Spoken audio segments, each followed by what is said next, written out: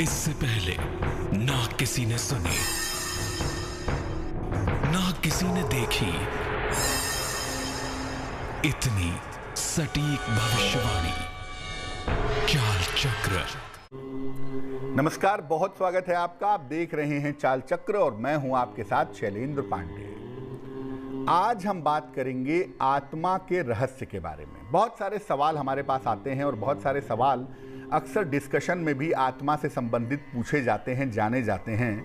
वैसे तो ये विषय ऐसा है कि इस पर कई दिनों तक चर्चा की जाए तो विषय समाप्त नहीं होगा, लेकिन हम आपको इसका क्रक्स बताने की, इसका सार बताने की कोशिश करेंगे कि आत्मा का रहस्य क्या है। चाल चक्र में आज क्या खास है, चलिए बताते हैं आपको। चाल चक्र में आज बात करेंगे आत्मा के रहस्य के बारे में। आत्मा क्या होती है और आत्मा का मानव जीवन के साथ क्या जुड़ाव है। क्या किसी आत्मा को आप देख सकते हैं? क्या आत्मा को देख पाना संभव है? क्या कोई आत्मा अच्छी होती है या क्या कोई आत्मा बुरी होती है? बहुत सारे ऐसे सवाल हैं जो आत्मा के साथ जुड़े हुए हैं, आत्मा के साथ कहे जाते हैं, जाने जाते हैं। इन तमाम प्रश्नों के उत्तर हम अपने कार्यक्रम में देने का आपको प्रयास जरूर करेंगे। चलिए कार्यक्रम की शुरुआत करते हैं और सबसे पहले जानते हैं आज का पंचांग। आज तिथि है माघ शुक्ल पक्ष की चतुर्दशी तिथि, दोपहर के 3:49 तक। नक्षत्र है अश्लेषा, दोपहर के 12:35 तक। चंद्रमा कर्क राशि में संचरण कर रहे हैं दोपहर 12:35 तक। इसके बाद सिंह राशि में चले जाएंगे। मघा नक्षत्र और सिंह राशि में राहुकाल का समय सुबह के 10:30 से दोपहर 12 बजे तक का है।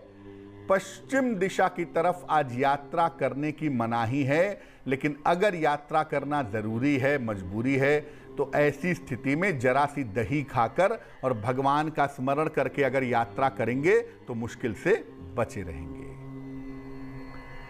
चर्चा को आगे बढ़ाएं इसके पहले बताते हैं आपको वो टेलीफोन नंबर जिस पर फोन करके आप कार्यक्रम में हमारे साथ जुड़ सकते हैं।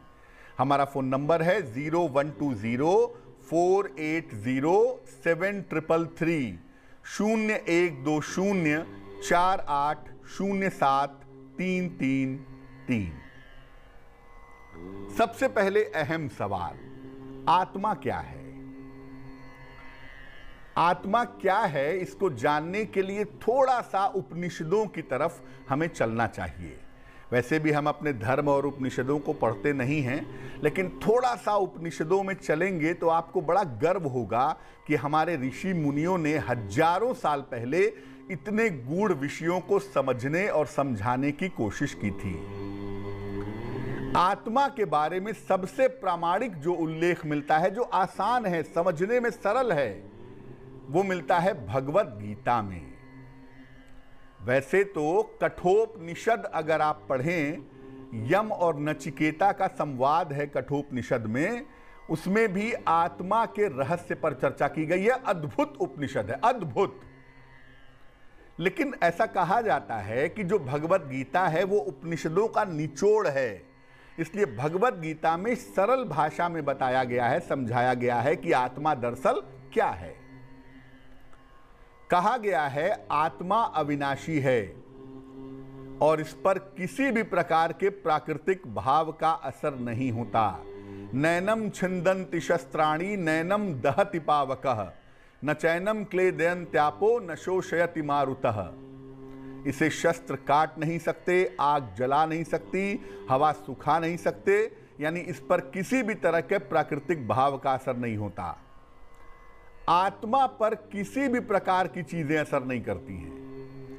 आपकी आत्मा ईश्वर का एक अंश है और वो केवल आपके मन को देखता है। आप जीवन में मानसिक रूप से क्या कर रहे हैं या आपकी जो मन की शक्ति है वो क्या कर रही है, आप उसे वो आत्मा उसको देखती है। कभी कभी ये कंफ्यूजन पैदा होती है। लोग कहते हैं मेरी आत्मा को बड़ा अच्छा लगा। आत्मा को अच्छा नहीं लगा, वो आपके मन को अच्छा लगा। मेरी आत्मा से आवाज आई। आत्मा से आवाज नहीं आती है, मन से आवाज आती है। हाँ, मन अच्छा या बुरा हो सकता है। आत्मा का एक ही स्वाभाविक गुण है, स्वाभाविक रूप से प्रसार करना और ईश्वर में विलीन होना। आत्मा जब ईश्वर से निकलती है, परमात्मा से जब खंड आत्मा निकलती है, एक आत्मा का अंश निकलता है, तो वो मानव शरीर से होता हुआ घूमता हुआ वापस ईश्वर में पहुंच जाता है और इस समय में उसके ऊपर किसी भी तरह का कोई प्रभाव नहीं होता। हाँ, वो देखता जरूर है कि आपके मन के ऊपर क्या प्रभाव पड़ रहा है। कर्म के संस्कार आपका मन भुगतता है, तकलीफ आपका मन पाता है, सुख आपका मन पाता है। आत्मा देखती है केवल। जब तक आत्मा ईश्वर के अपने अंतिम बिंदु तक नहीं पहुंच जाती, तब तक वो तमाम शरीर बदलती रहती है। वासांसि जीर्णा नियथा विहाय, है ना भगवत गीता में, कि जैसे मनुष्य पुराने वस्त्रों को निकाल करके नए वस्त्र धारण करता है, वैसे ही आत्मा पुराने शरीर को छोड़ करके नया शरीर धारण करती है। अब एक बड़ा इंटरेस्टिंग सवाल है। अक्सर आपने लोगों को सुना होगा, खासतौर से गांव देहात में या पुराने शहर के मकानों में लोग कहते हैं, वहां मैंने आत्मा को देखा था, वो रात में घूम रही थी आत्मा, या वहां पर एक बुजुर्ग आदमी की आत्मा रात में घूमती है। ऐसा आपको बहुत सुनाई दिया होगा कि आत्मा जो है वो घूम रही है, या आत्मा को मैंने देखा है। ऐसे आपको जरूर मिल जाएंगे दो चार लोग जो जरूर बता देंगे कि हमने आत्मा को देखा है। भाई, अब क्या आत्मा को देखा जा सकता है? देखिए, आत्मा को देखना सामान्य रूप से संभव नहीं है, सामान्यतः असंभव है। इसके लिए ईश्वर की कृपा और सूक्ष्म दृष्टि चाहिए। ध्यान जब आप करते हैं, ध्यान, मैं सामान्य उपासना की बात नहीं कर रहा हूं, याद रखिएगा। जब आप गहरा ध्यान करते हैं तो आपको आत्माओं का अनुभव हो सकता है, क्योंकि जब आप गहरा ध्यान करते हैं ना, तो आपका मन बड़ा सूक्ष्म हो जाता है, मन बड़ा पिन पॉइंटेड हो जाता है, और सूक्ष्म मन जो है वो सूक्ष्म आत्मा को पकड़ सकता है, देख लेता है। आत्माओं के अंदर पृथ्वी तत्व नहीं होता, इसलिए ये वायु के समान गमनशील होती हैं। सामान्य रूप से आत्माओं का अनुभव अगर आपको हो रहा है तो आप कैसे जानेंगे? एक आम आदमी कैसे जानेगा? आपके आसपास से कोई दिव्य आत्मा, कोई ऐसी आत्मा जिसके साथ शुभ कर्म वाला मन जुड़ा हुआ है, अगर कोई ऐसी आत्मा आपके बगल से गुजर रही है तो आपको खुशबू का अनुभव होगा। अगर बत्ती नहीं जल रही है, कहीं परफ्यूम नहीं लगा है, लेकिन एक खुशबू सा अनुभव होगा, या कोई अजीब सी गंध आएगी, ऐसा होता है। तो आत्माओं को सामान्यता नहीं देखा जाता। होता क्या है कि जब आदमी डरता है, आदमी को पता है कि पीपल के पेड़ पे भूत रहता है, ठीक है ना, इतना वो डरता है पीपल के पेड़ के पास जाने पे कि उसका मन डर से एकदम कॉन्सेंट्रेट हो जाता है, उसका मन एकदम इतना डर जाता है कि पिन पॉइंट हो जाता है, और इतना ज्यादा पिन पॉइंट हो जाता है कि उसका मन ही उसको आत्मा दिखाने लगता है। आत्मा कुछ नहीं होती पीपल के पेड़ पे, वो आपका मन इतना ज्यादा डरा होता है कि आपका डरा हुआ मन आपके सामने आत्मा खड़ा कर देता है। वो आपके अपने मन से ही पैदा हुई आत्मा होती है। इसीलिए जो लोग ये कहते हैं 99% लोग आत्मा नहीं देखते हैं, वो अपना हेल्यूसिनेशन देखते हैं। अगर हम साइकोलॉजी की भाषा में कहें तो ये हेल्यूसिनेशन है, ये आभास है आपके अपने मन का। अब एक सवाल और भी है। अक्सर लोग कहते हैं कि ये आत्मा है, उसकी आत्मा है, बड़ी बुरी आत्मा है, इसकी आत्मा है, बड़ी अच्छी आत्मा है। अरे भाई, आत्मा अच्छी या बुरी होती है क्या? देखिए, आत्माएं अच्छी या बुरी नहीं होती हैं। इनके साथ संस्कार वाला जो मन जुड़ा हुआ होता है वो अच्छा या बुरा होता है। कोई पापी आदमी मर गया, उसकी आत्मा तब भी उतनी ही पवित्र होगी, आत्मा में कोई अपवित्रता पैदा नहीं होगी। हां, उसका मन जो है वो अपवित्र हो सकता है कि हो, तो ऐसी आत्मा के साथ वो मन जुड़ा रहता है जब तक अगला शरीर नहीं मिल जाता। और वो जो मन है, जो पापी दुष्ट मन है, ये अच्छा या बुरा होता है। बुरे संस्कार वाला मन जहां जुड़ा होता है, ऐसे मन का प्रयोग किया जा सकता है। मन की शक्ति भी बहुत होती है और मन भी अनंत काल तक जीवित रहता है। हालांकि मन आत्मा नहीं होता, लेकिन मन भी बहुत समय तक जीवित रहता है और मन जो है वो अच्छा बुरा होता है, इसलिए बुरे मन का प्रयोग करते हैं। जो लोग कहते हैं ना कि फलाने तांत्रिक ने आत्मा को कब्जे में कर लिया, वो आत्मा को कब्जे में नहीं किया, उस आत्मा के साथ जुड़े हुए मन को कब्जे में कर लेता है। और ये प्रयोग आम तौर पर अविद्या तांत्रिक करते हैं। जो अविद्या तंत्र के उपासक होते हैं, जो नकारात्मक तंत्र के उपासक होते हैं, वो बिना शरीर वाले मन का दुरुपयोग करके दूसरों को परेशान करते हैं। लेकिन यहां भी आत्मा इन्वॉल्व नहीं है, विदेही मन है, बिना देह का मन है। ऐसा मन है जो शरीर से तो निकल चुका है, लेकिन उसको अगला शरीर नहीं मिला है, वो भटक रहा है मन। तो उस मन को इस्तेमाल करके जो अविद्या तांत्रिक होते हैं वो दूसरों को परेशान कर सकते हैं या करते हैं। और जो अच्छे साधक होते हैं, अच्छी साधना करते हैं, वो विदेही मन को प्रयुक्त करके, विदेही मन का इस्तेमाल करके अपनी साधना में उन्नति तक पहुंचते हैं। अब अगर मान लिया कि आपके ऊपर किसी ऐसे विदेही मन का प्रभाव है जो कुसंस्कार वाला मन है, ऐसी आत्मा है जिसके साथ कोई बुरा मन जुड़ा हुआ है, इसका प्रभाव है आपके जीवन में, आपको डर लगता है, आपके जीवन में तमाम तरह की समस्याएं आती हैं, आपको मानसिक चिंताएं होती हैं, ये सब विदेही मन क्रिएट कर सकता है, पैदा कर सकता है।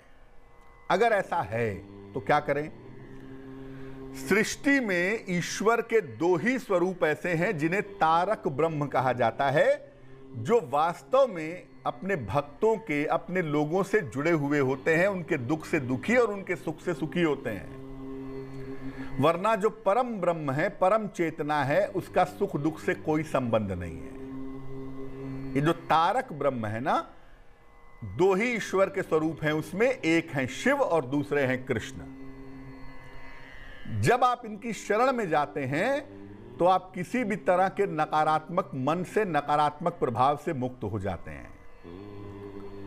अगर आपको ऐसा लगता है कि आपके ऊपर नकारात्मक मन का प्रभाव है तो ज्यादा से ज्यादा भजन और कीर्तन आपको करना चाहिए। साथ ही साथ अपनी आदतों और अपने संस्कारों को शुद्ध रखना चाहिए। जो लोग बुरी आदतों और बुरे संस्कारों वाले होते हैं, उनके ऊपर इस तरह के निगेटिव मन का अटैक ज्यादा होता है। एक शराबी व्यक्ति था, जीवन भर उसने शराब पी, वो मर गया। तो मरने के बाद उसका मन भी शराब खोजता रहेगा अगला शरीर पाने तक।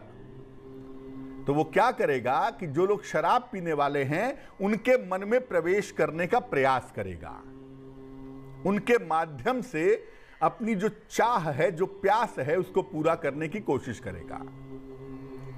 इसीलिए जिनके संस्कार ज्यादा निगेटिव होते हैं उनको अक्सर भूत प्रेत तंत्र मंत्र की शिकायत करते हुए दिखाई देते हैं। याद रखिए, अगर आपको जीवन में कहीं भी ऐसा अनुभव हो कि आपके ऊपर कुछ नकारात्मक वाइब्रेशन है, कुछ नकारात्मक तरंगे हैं, नकारात्मक मन है, तो अपने कर्मों को सुधारिए। क्योंकि जो बुरे कर्म होते हैं, उस बुरे कर्मों में बुरे मन प्रभावशाली हो जाते हैं, आपका इस्तेमाल करते हैं, आपसे बुरा कर्म करवाते हैं या उसमें आनंद लेते हैं। और जो अच्छे साधना करने वाले हैं, आपने कभी कभी देखा होगा कि आपका पूजा करने का मन नहीं होता है, लेकिन जैसे कोई आवाज आती है, कोई मन कहता है कि नहीं पूजा कर लो, जबरदस्ती आप बैठते हैं और जब बैठते हैं तो आपका मन अच्छा हो जाता है। ये वो मन होते हैं जो शुभ मन होते हैं। शुभ विदेही मन जो होते हैं वो आपको प्रेशर डाल के, आपके ऊपर दबाव डाल के आपसे अच्छा काम करवाते हैं, आपसे शुभ काम करवाते हैं। तो अगर आप शुभ कार्य रोज करेंगे ना और एक दिन नहीं करेंगे, तो आपका जो ये प्रकृति जो है, ये जो मन का सत्ता है, ये आपको शुभ काम करवाने के लिए ऑटोमेटिकली ले जाएगा। इसलिए अपने कर्मों को सुधारिए और भगवान शिव या भगवान कृष्ण की शरण में रहिए और बाकी चिंता छोड़ दीजिए। वक्त एक छोटे से ब्रेक का हो गया है, लेकिन ब्रेक पर जाने के पहले जान लेते हैं कि आज की जिज्ञासा क्या है। आज की जिज्ञासा है कि मृत्यु के बाद कर्मों के अनुसार क्या किसी आत्मा को फल भोगना पड़ता है? क्योंकि बहुत सारे लोग ऐसा कहते हैं कि अगर बुरे कर्म करोगे तो बाद में आत्मा को बहुत कष्ट भोगना पड़ेगा। क्या होता है इसका विज्ञान, ये बताएंगे आपको एक छोटे से ब्रेक के बाद।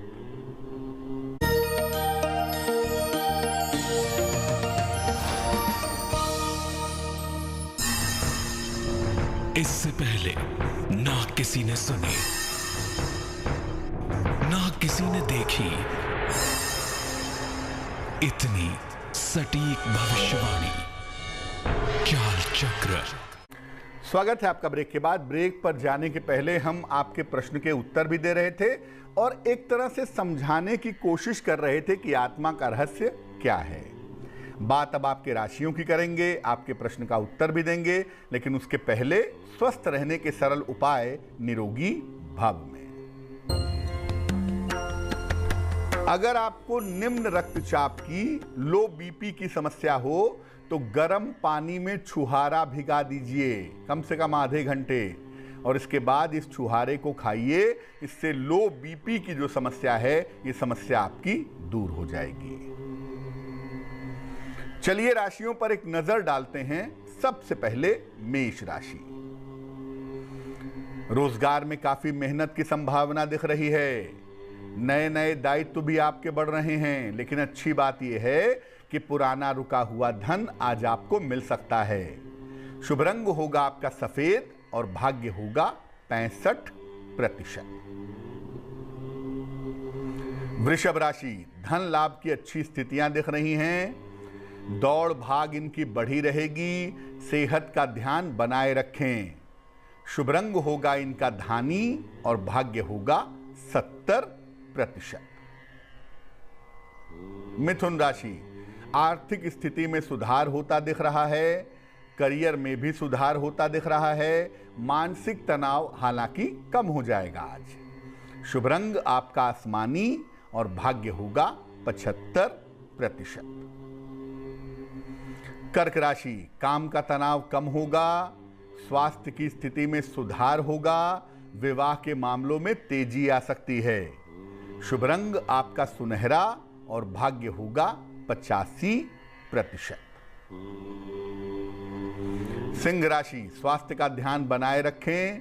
पारिवारिक मतभेद हो सकते हैं। धन की स्थिति ठीक रहेगी। शुभ रंग आपका आसमानी और भाग्य होगा 65%। कन्या राशि। जिम्मेदारियां आपकी बढ़ेंगी। रोजगार के मामलों में आपको लाभ होगा। पारिवारिक विवादों से बचाव करें। शुभ रंग आपका धानी और भाग्य होगा 70%। तुला राशि। मान सम्मान यश की प्राप्ति होगी। रुके हुए तमाम काम आपके पूरे होंगे। आकस्मिक धन का लाभ होगा। शुभ रंग आपका नीला और भाग्य होगा 80%। वृश्चिक राशि। कार्यों में सफलता मिलेगी। रिश्तों की समस्या आपकी हल होगी। निर्णयों में सावधानी बनाए रखें। शुभ रंग आपका क्रीम और भाग्य होगा 75%। धनु राशि। काम का दबाव बढ़ सकता है। संतान पक्ष की उन्नति होगी। वाहन सावधानी से चलाएं। शुभ रंग आपका लाल और भाग्य होगा 70%। मकर राशि। रोजगार में सुधार होगा।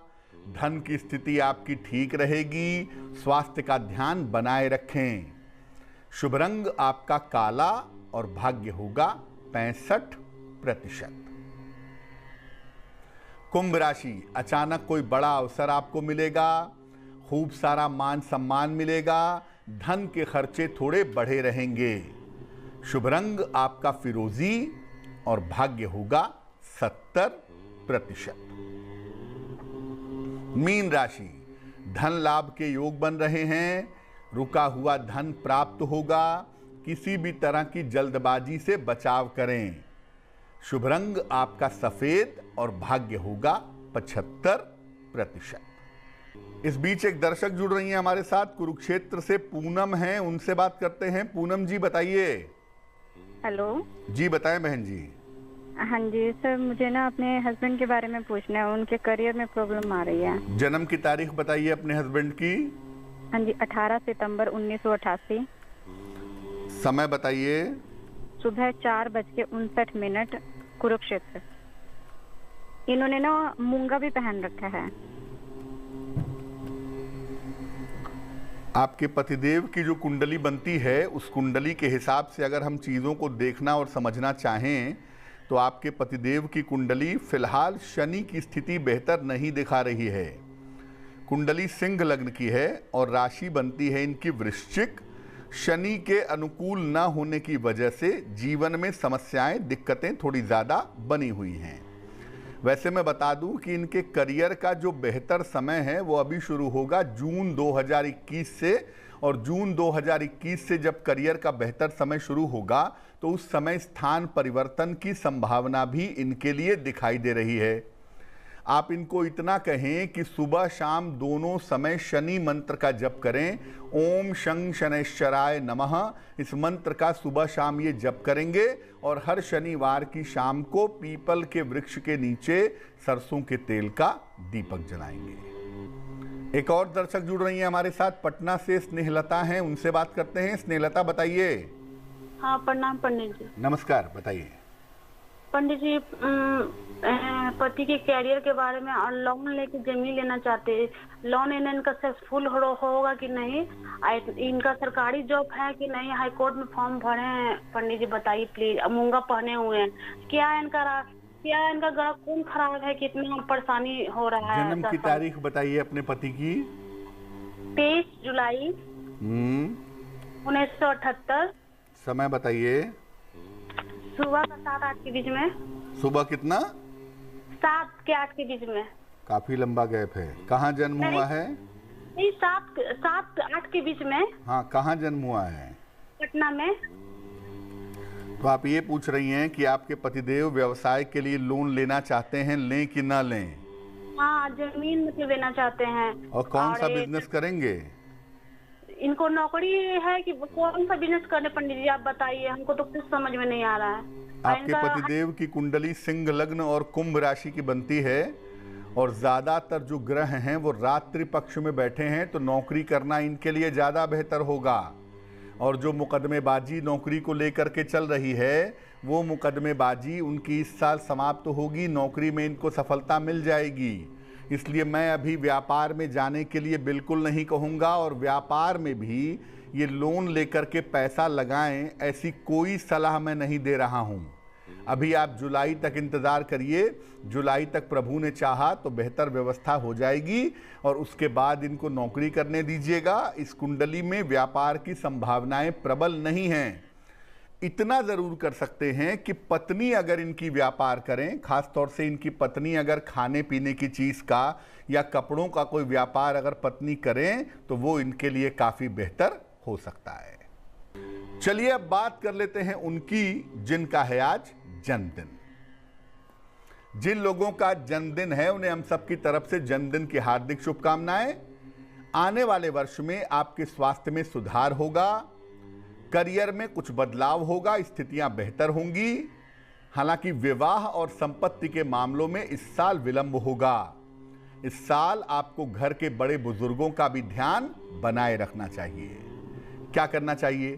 पूरे साल भर अगर आप शनि मंत्र का जप करें तो आपके लिए बहुत अच्छा रहेगा। चलिए अब जान लेते हैं आज की जिज्ञासा और इसका समाधान। आज की जिज्ञासा है कि क्या मृत्यु के बाद कर्मों के हिसाब से आत्मा को फल भुगतना पड़ता है? बुरे कर्म का बुरा फल और अच्छे कर्म का अच्छा फल आत्मा को भोगना पड़ता है?